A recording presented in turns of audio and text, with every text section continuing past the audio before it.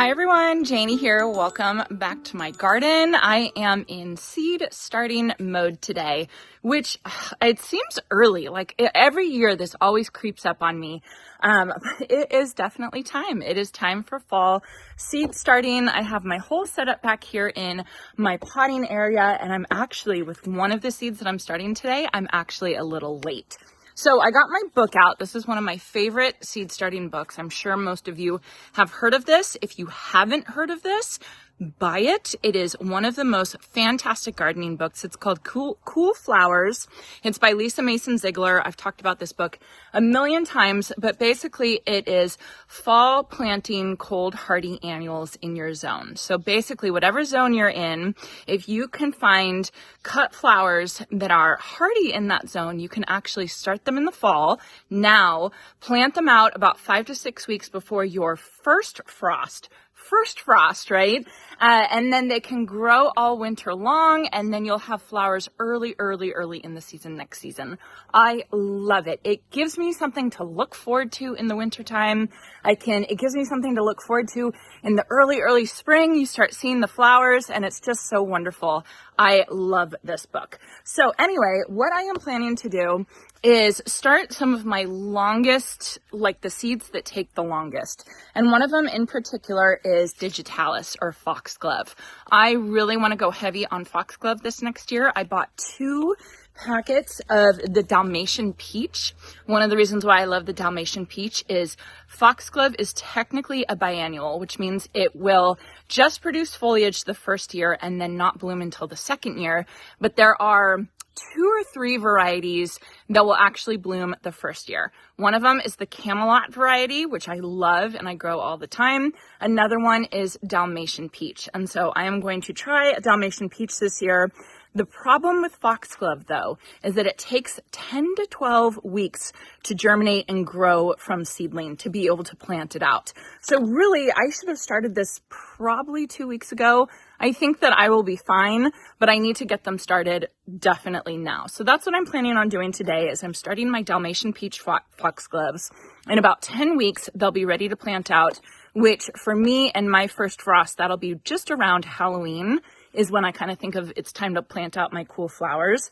So I definitely want to get those started today. The other thing that I want to get started today I'm not being super particular on timing, but I just want to kind of get them going, is these Johnny jump ups. I actually, when I was at the store this morning getting more of my starting mix, I saw these and it was an impulse purchase. I did a garden tour at Charlotte's house. I will link that garden tour in the description down below.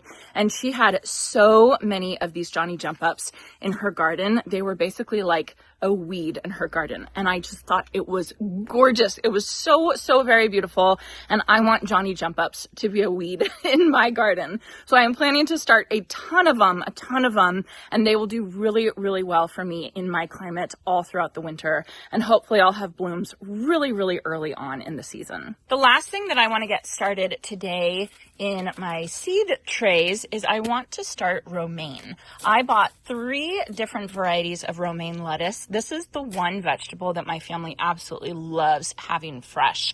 And so right now, this is the time of year to start romaine lettuce because it is a cool season crop.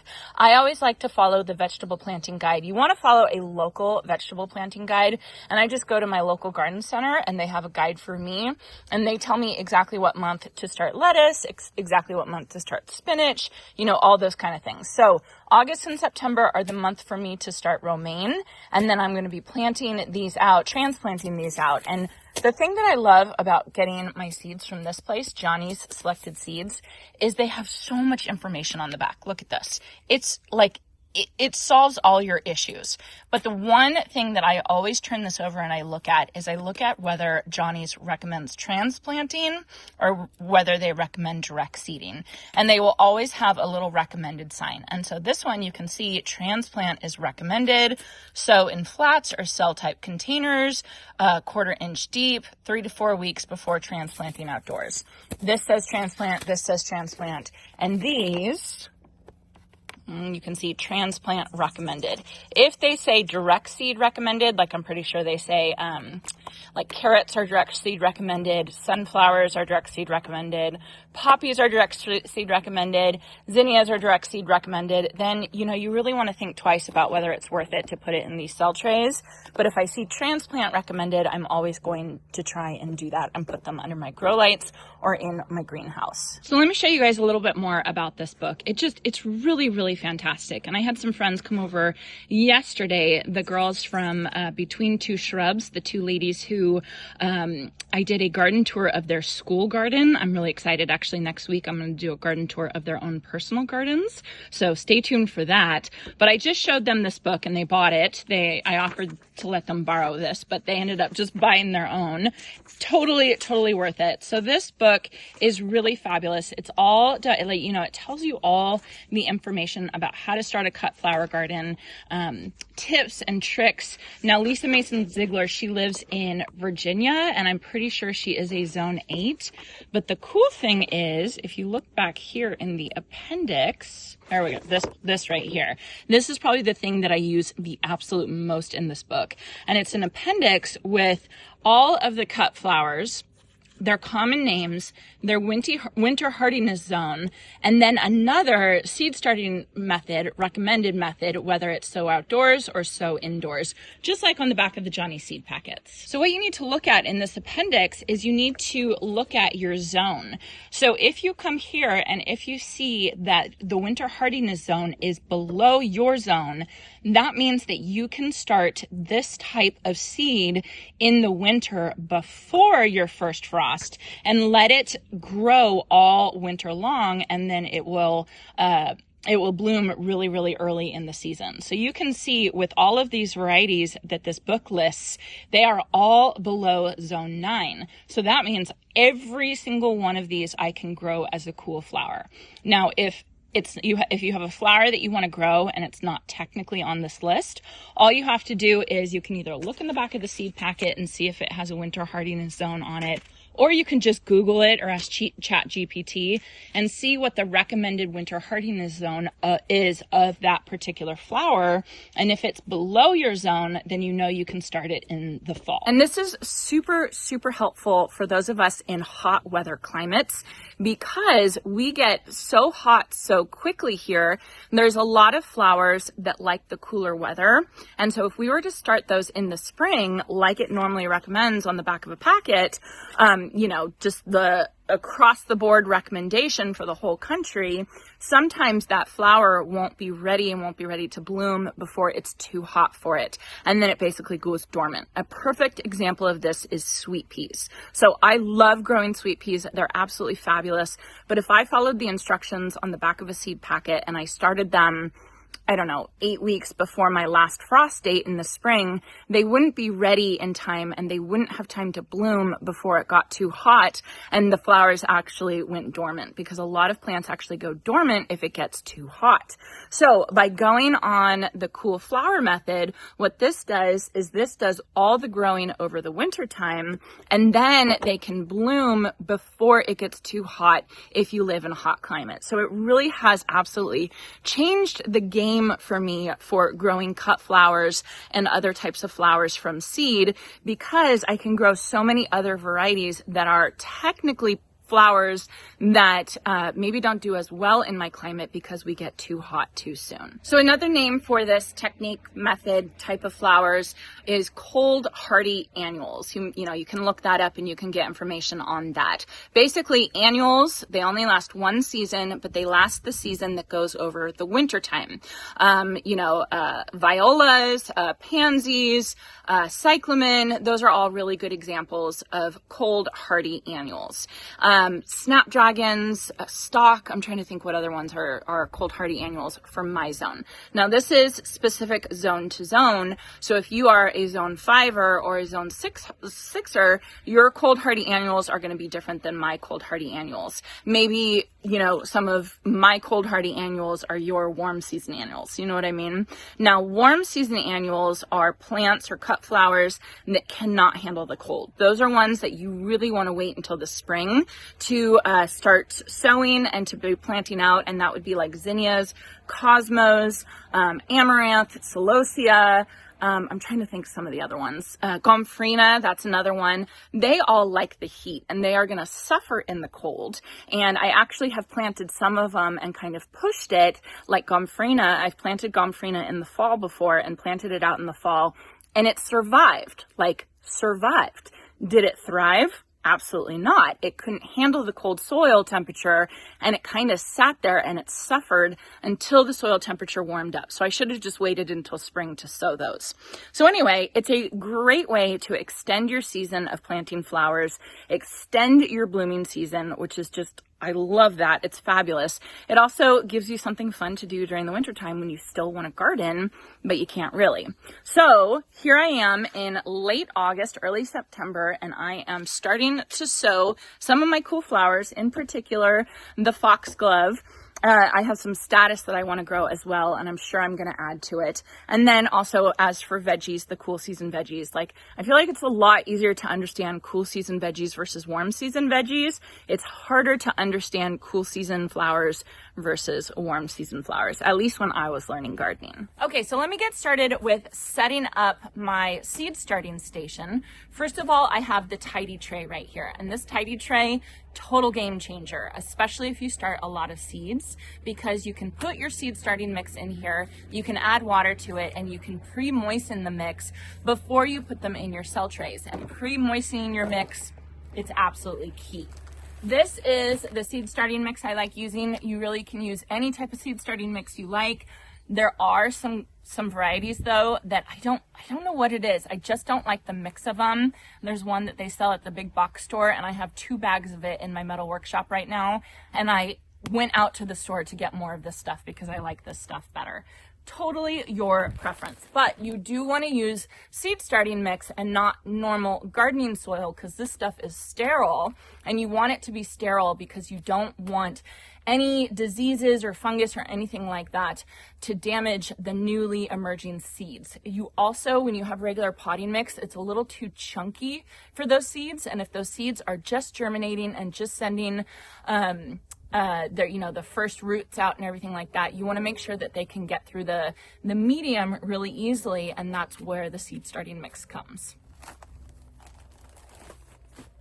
Okay, so all I do is I pour a bunch of my seed starting mix in my tidy tray, and then I grab my hose and I wet it all a lot. I make sure that it's really moist, and they say you want it to be as moist as a wrung out sponge. I kind of even like to go a little bit more than that, but just the important thing is that you get the whole thing soaked so that when you bottom water it, it soaks up all the water that it needs to, and you don't have any dry pockets or air pockets.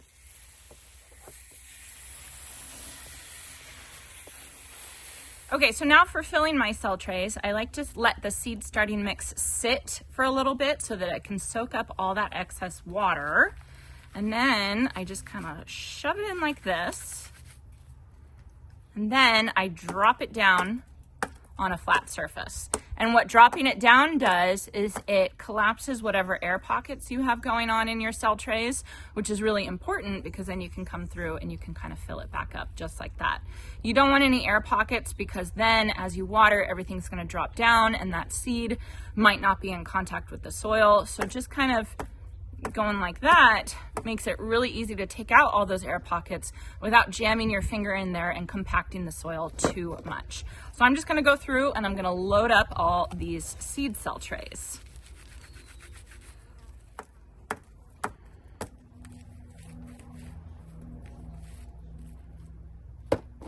So these cell trays are reusable, and the way that I cleaned them this morning is I rinsed all the old soil off of them from the last time I used them, and then I actually just used soap and water. Some people like to use bleach. like a little diluted bleach mixture, but I just think soap and water is totally fine unless your previous seedlings had an issue, like had bugs or had fungus or something like that. Then probably something a little bit stronger than soap and water is warranted, but all of mine were fine, so I just used soap and water, cleaned them up a little bit, and they're ready to go. So all my trays are filled with seed starting soil. Now, next step is the most important step of all the seed starting. And that is to label. You have to label. I have tried so many times to not label. I have these color coded and I say, oh, I'm totally going to remember what they are. Absolutely not. You will completely get confused. Just take the time and label. So I have these labels. These are from Bootstrap Farmer. And then the most important thing, you guys, go and buy this book and buy this pen. This is called a garden marker. It's better than a Sharpie. A Sharpie will fade, you know, especially under grow lights or if you're growing them outside or on a greenhouse, but the garden marker absolutely will last and will last a really, really long time. So this is one of those really specific garden tools that I think are absolutely worth it just to invest in. Get yourself a garden marker. So I am doing a full tray, one of these 72 count trays of the Johnny Jump Ups, and I'm doing a full tray of the Dalmatian Peach Foxglove. So I only have to label the tray because they're all the same thing.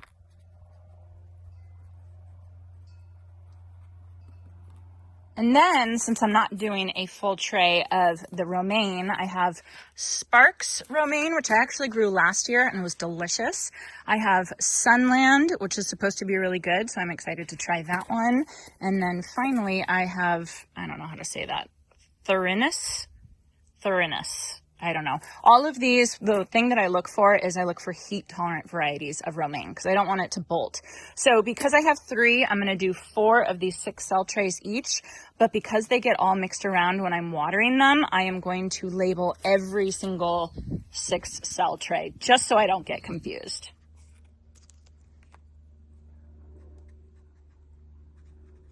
So now it's time to actually sow the seeds. I am first sowing my Johnny Jump Ups. This purple tray I've designated as my Johnny Jump Up tray. And on the back of the seed packet, it says to sow the seeds 1/8 of an inch deep.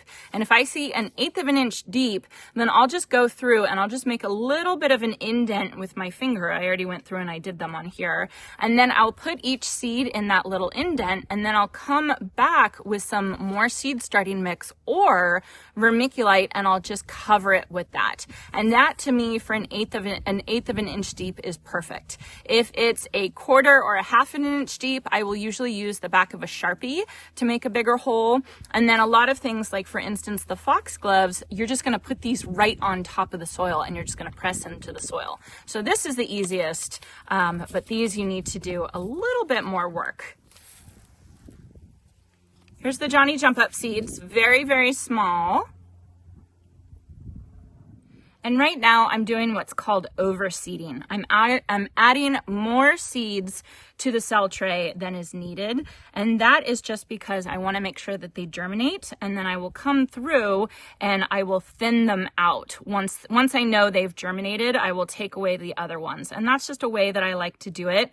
I have overdone the overseeding before, especially with foxglove, when they're not pelleted, and I'll show you that in a second because, yeah, these are pelleted. When foxglove seeds are not pelleted, they are it's like little specks of dust. So it's so easy to overseed it, and you don't want too many of the seedlings growing in one cell tray because then they will fight for nutrition. But when it's like this, I'm putting probably 4 or 5 in each cell tray, and that should be pretty easy to come back in and to thin them out once they're ready. And then I know that every single one of these cell trays are going to get germinated, and I'm going to have a plant in every single cell tray, hopefully. Now I'm going to take more soil, and I'm just going to lightly put that over the top. Now what I like to do is I like to turn my hose onto the mist setting, and then that is how I water these in.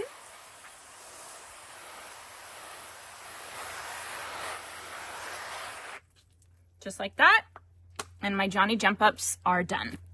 So So let me move on to my foxgloves. Now I got 2 packets of foxgloves and they each have 50 seeds each. So I have to be more careful with these than I was with the Johnny Jump Ups that had tons of them in the packet, and I have plenty left over. Now these foxgloves are pelleted. I'll show you. They come in this little vial, just like that. And if you get foxglove seeds, like if you harvest foxglove seeds from foxglove flower, it is so tiny. It's like you can barely see it. But these, they put this coating on each of them, each of the seeds, so that makes it so that you can see it, and this coating will dissolve in water. So it makes it just that much easier to sow it, and especially when you have a limited amount like I do here, you only want to get 1, maybe 2 in each cell tray, and it makes it so much easier.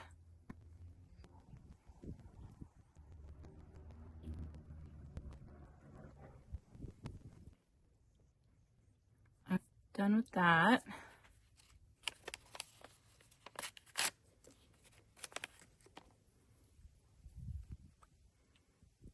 This is why I can't get manicures. I would ruin it in 2 seconds.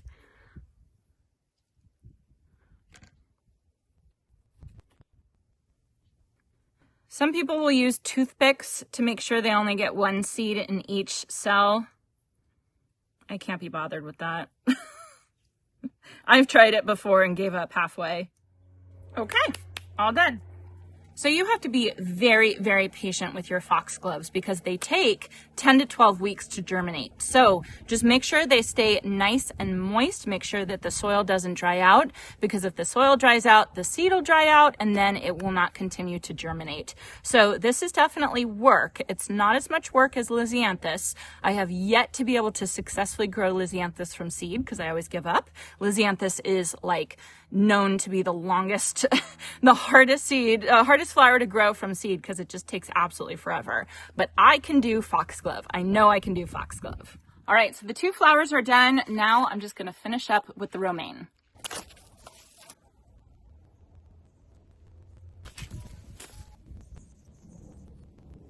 All right, all done. So I've got my romaine, I've got my Dalmatian peach foxglove, and I've got my Johnny Jump Ups right here. And all of these are going to go inside in my office in the air conditioning under my grow lights. Great. How long have I had dirt on my face? So I have direct seeded lettuce before, romaine before. I did it in my Vigo beds, my raised beds right here. Worked perfectly well, but I did it later on in the season. I'm getting these started a little bit earlier, and the thing with romaine, and this is what you kind of have to know about a lot of your seeds, is what temperature, what soil temperature they like to germinate at.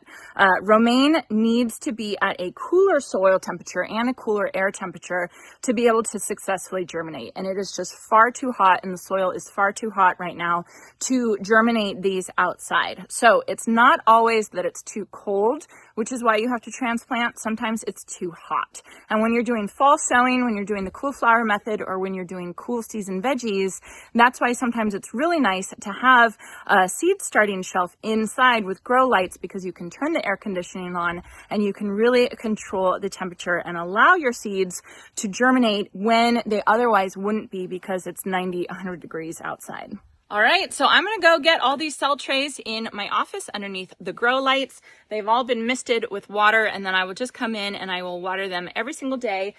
Most of these I'm probably gonna bottom water, which is why it's nice to have a cell tray just like that. And then you have these other cell trays in it. And so what you can do is you can fill this cell tray with water and just let them sit in there and kind of soak up the amount of water that they need. I love bottom watering. It's really great. If I'm not gonna bottom water, I have a new sprayer that I absolutely love. I bought it last year as like kind of a test trial, but I cannot believe how much I've used this spray bottle. It's absolutely fabulous. It's like a mister. So anyway, thank you all for hanging out with me today as we are starting with seed starting. We are getting to a new season and it's kind of exciting. I hope you all enjoyed this, and I hope you all have a chance to get in your garden today.